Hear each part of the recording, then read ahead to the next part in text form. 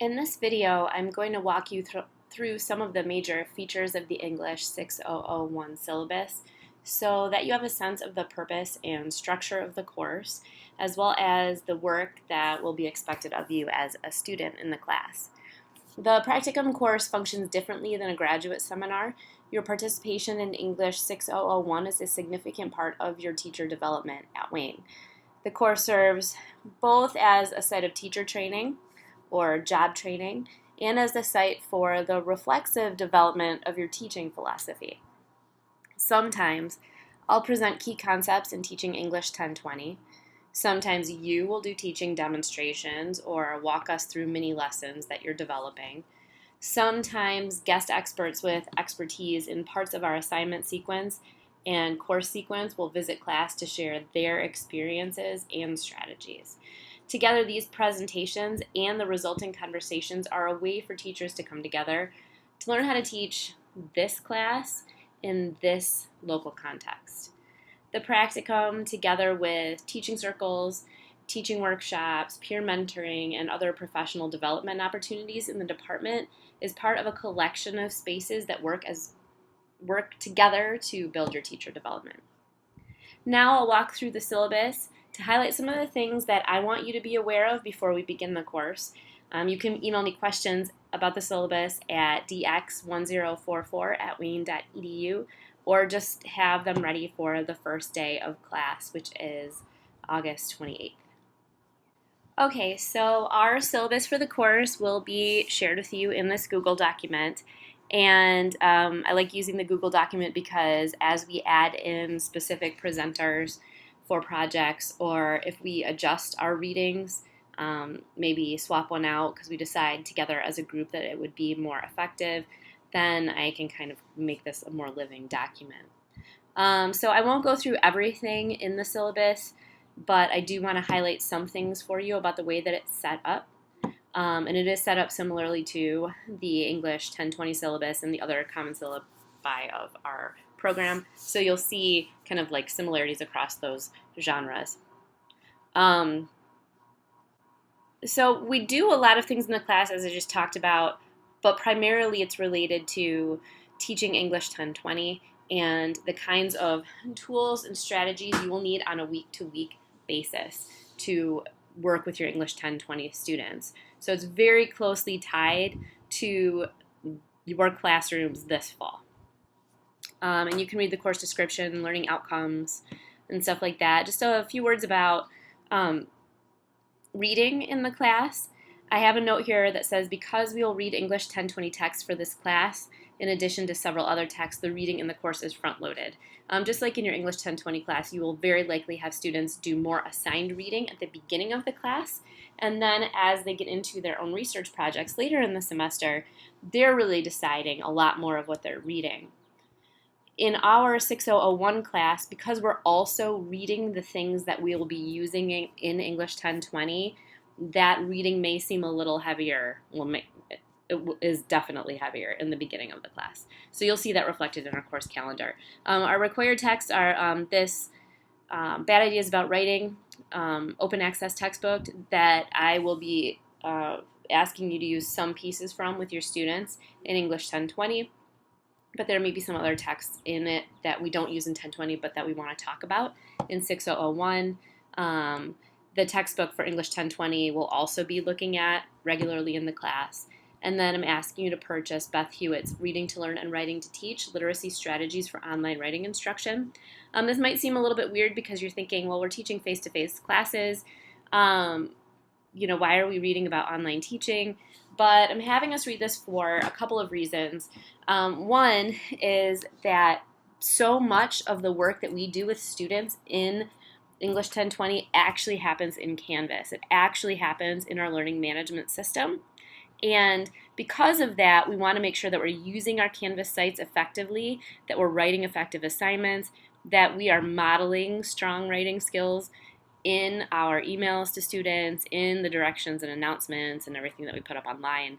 So I think that her text is really helpful for this. The second reason is, in the event that you end up having the opportunity to teach in an online classroom at Wayne State or somewhere else, this will give you a good foundation in that. I have also listed several texts that are available for you online or through the Wayne State Library, and I've included links for those. Again, some of these are things that 1020 students will also be using, and some are things that we'll just be reading ourselves, and a couple readings on the course Canvas site that I have to provide you PDFs of. So basically, our assignments in the class, I won't go through all of these because we'll talk about them as they come up in the class, but I have organized them into 3 areas: professional development, development of teaching materials, and engagement with scholarship and composition pedagogy. And so there are various things related to that, and total up 100 points. Later, I'll show you where all the extended assignment descriptions are. And you can see the points for that and everything. So there's a little bit about grading. You can read my policies. Some of the policies are very similar to English 1020 policies in the Common Syllabus, like plagiarism, information about the right zone. I think this is really important for you to know as we're beginning the class. I don't accept late work because I very carefully organize my week so that you submit things on Wednesday night and I am able to give you feedback on them on Thursday. As a mom with 4 kids and in a full-time job, I need to make sure that I can be responsible to you and be responsible to my other tasks. So my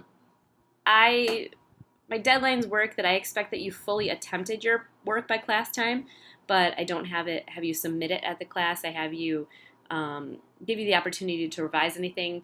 Maybe you want to add something after we've had a class conversation, so you can submit it later that evening. But please take a look at the calendar and kind of like put this calendar with the other due dates you have in your other classes. The stuff we're doing in class, again, because it's so closely tied to what you're doing in 1020, I think won't be overwhelming, but I do want you to make sure that you're doing it on time.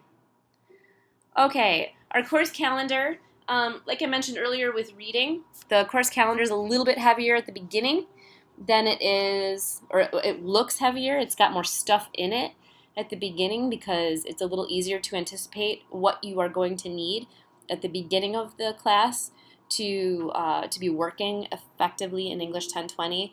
But as we go through the semester, different kinds of teaching problems, teaching questions will come up, and so we will add those things in and tackle them. Again, a lot of the readings that you'll see here are also reading in this reading due column are things that you may be having your students read. But I have tried to organize our practicum schedule so that we're talking about things like a week or 2 before you're doing those things with your students, so that we can just be a little bit ahead of that. So this won't completely coincide with our English 1020 calendar when we look at that. So we've got these 4 columns: the reading you should have done, the writing or projects you should have done, the activities we'll do in class, and again, sometimes that will be changed because I'll add things or whatever. And then in this far right-hand column, I have professional development opportunities. I'll add things into here too as I hear about them. Right now, I'm including the first English 1020 teaching circle. I've got to get more info on that, but when that happens, you'll see some brown bag talks that I think might be relevant to your teaching in English 1020. And if there are other campus events that come up, teaching workshops or whatever, I'll add those in here. Okay, so check out that calendar so you can get a sense of some of the things that we're doing in class. I'm sorry that I'm scrolling so quickly right now.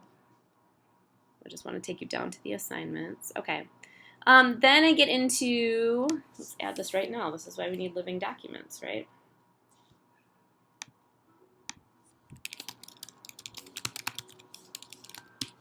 Assignment descriptions. So at the top of the syllabus, I have the weights of all of these assignments that's repeated here, and following the same format that we use for English 1020 assignments.